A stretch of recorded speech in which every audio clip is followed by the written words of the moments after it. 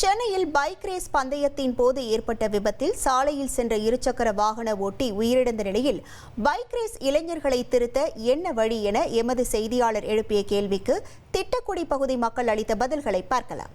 சட்டம் உண்மையிலே கடுமையாக்கப்படணும்.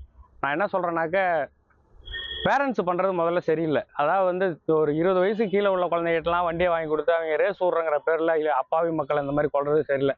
சட்டம் கடுமையாக்கப்படணும். அதாவது உடனே லைசன்ஸ் ரத்து செஞ்சு அவனை உடனே சாகும் வரை தூக்கிடணும். அவங்க அப்பா அம்மாவை கடுமையா இல்லைன்னா ஆயுள் தண்டனையாவது கொடுக்கணும். இதுக்கு பேரண்ட்ஸையும் கண்டிக்கணும். அவங்க கண்டித்து கடுமையான சட்டத்தை உருவாக்கணும். அவங்களுக்கு ரேஸ் விட்டுறவங்களுக்கு அது மாதிரி அதிக சிசி உள்ள வண்டியை லோக்கலில் ஓட்டக்கூடாதுன்னு ஒரு சட்டம் போடணும். இந்த மாதிரி வாகனத்தை வாங்கி கொடுக்குற பெற்றோர்கள் முதல்ல தன்னுடைய பிள்ளைகளுக்கு நல்ல வழிகாட்டுதல் சொல்லி தரணும். அடுத்ததாக காவல்துறையினர் அந்த போக்குவரத்து காவல்துறை அதிகாரிகள் வாகனத்தை பறிமுதல் செய்து அந்த பெற்றோர்களை கண்டிப்பாக தண்டிக்கணும்.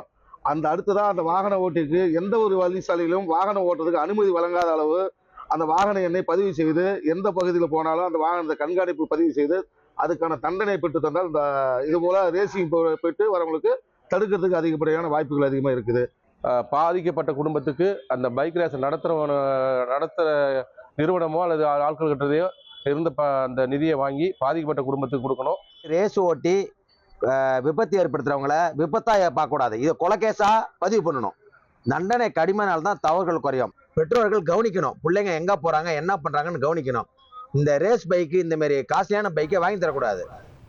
ட்ரெண்டை ஃப்ரெண்ட் ஆக்கிக்கோங்க. தந்தி டிவியின் சப்ஸ்கிரைபர்ஸ் அண்ட் ஃபாலோவர்ஸ் குடும்பத்துல நீங்களும் இணையுங்க.